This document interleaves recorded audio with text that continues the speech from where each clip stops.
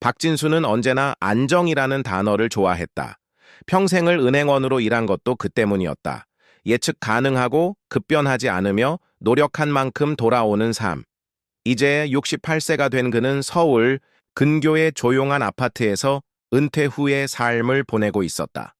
아내는 오래전 세상을 떠났고 아들은 해외에 있어 자주 왕래하진 못했지만 조용한 나날에 큰 불만은 없었다. 정년 퇴직 후 받은 퇴직금 1억 원을 그는 특별히 고민하지 않고 은행에 정기예금에 넣었다. 그 당시 은행 창구 직원이 권한 상품은 세전 금리 1.8%였고 원금 보장, 자동 재예치, 매달 이자 지급이라는 말이 귀에 들어왔다. 안정적인 상품입니다. 어르신들께 가장 인기가 많아요. 라는 말에 진수는 고개를 끄덕였고 그렇게 돈은 예치되었다. 처음 몇 달 동안은 나쁘지 않았다. 매달 통장에 찍히는 이자 몇만 원은 큰 돈은 아니었지만 퇴직 후에도 무언가가 들어오는 기분이 그를 편안하게 했다. 오전에 커피를 내리고 통장을 열어 이자 내역을 확인하며 조용한 만족을 느꼈다. 그러나 시간이 흐르면서 마음 한켠에는 묘한 허전함이 자리 잡기 시작했다. 이대로 괜찮은 걸까라는 생각. 물가가 오르고 있다는 뉴스를 볼 때마다 전기세 고지서를 받을 때마다 그 허전함은 점점 뚜렷한 불안으로 변했다. 어느 날 TV에서 재테크 프로그램을 우연히 보게 된 그는 충격을 받았다. 고령자에게는 별도의 우대금리 상품이 있고 일정 금액까지는 비과세 종합저축으로 세금 없이 이자를 받을 수 있다는 내용이었다. 방송은 반복해서 말했다. 모르면 손해입니다. 몇 년만 지나도 수백만 원, 수천만 원의 차이가 납니다. 진수는 황급히 자신의 통장을 꺼내보았다. 세전 1.8%, 세후에는 고작 1.5%도 채 안 되는 수익이었다. 나는 왜 그때 몰랐을까 되묻게 되었다. 생각해보니 창구 직원도 자세한 설명을 하지 않았다. 어르신이시니까 쉽게 관리하실 수 있는 상품이 좋아요. 라는 말이 단순한 배려가 아니라 무심한 포장이었을지도 모른다는 의심이 들었다. 통장에 이자는 매달 들어왔지만 그는 우대금리, 비과세, 상품 다양성에 대해 한 번도 스스로 점검해 본 적이 없었다. 그제서야 그는 깨달았다. 안정이라는 단어가 얼마나 위험할 수 있는지를. 겉보기엔 변화도 없고 손실도 없는 듯하지만 그것이 손해가 없다는 의미는 아니었다. 오히려 그는 그 안정 뒤에서 기회의 손실을 계속해서 감수하고 있었던 것이다. 그 손실은 단순한 금전적 숫자가 아니었다. 그것은 내 삶을 다시 구성할 수 있는 가능성이 사라지는 일이기도 했다. 그날 밤 진수는 잠이 오지 않았다.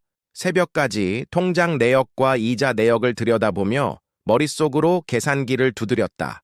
나는 무엇을 놓쳤고 앞으로 무엇을 회복할 수 있을까? 그 질문이 그의 마음을 계속해서 흔들고 있었다.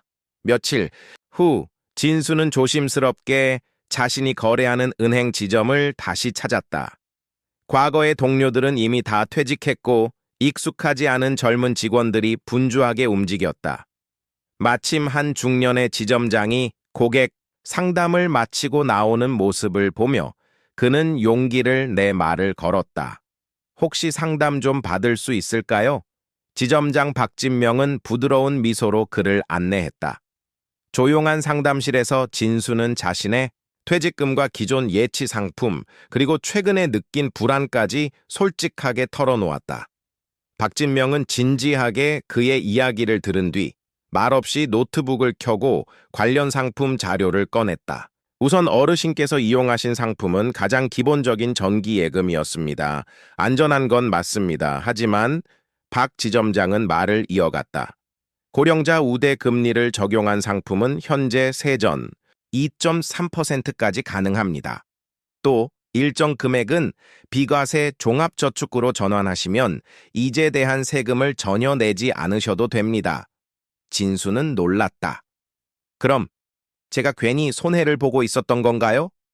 결론부터 말씀드리면 그동안 세금으로만 1년에 약 45만 원 이상을 더 내셨습니다. 상담은 몇 시간에 걸쳐 이어졌다. 박진명은 종이에 직접 수치를 써가며 다양한 시나리오를 제시했다. 가장 인상 깊었던 건 수익률이 아니라 총 수령액이었다. 단순히 0.5%포인트 올랐다고 별거 아닌 것처럼 느껴지실 수 있지만 1억 원 기준으로 보면 그 차이는 분명히 커집니다. 특히 제 예치를 5년 이상 반복하신다면 복리 효과까지 더해져 1,000만 원 이상 차이 납니다. 그 말에 진수는 무릎을 탁 쳤다. 아니, 그렇게 큰 돈을 그냥 날리고 있었단 말인가? 결국 진수는 박진명의 안내에 따라 자산을 세분화하기로 했다. 비과세 종합저축, 5천만 원 예치고령자 우대 복리 전기예금, 3천만 원 예치당이 우대 상품 3-6개월, 2천만 원 예치 또한 진명은 스마트폰 사용이 익숙지 않은 진수를 위해 문자 알림 서비스와 이자 수령 내역 종이 출력 서비스도 함께 신청해 주었다.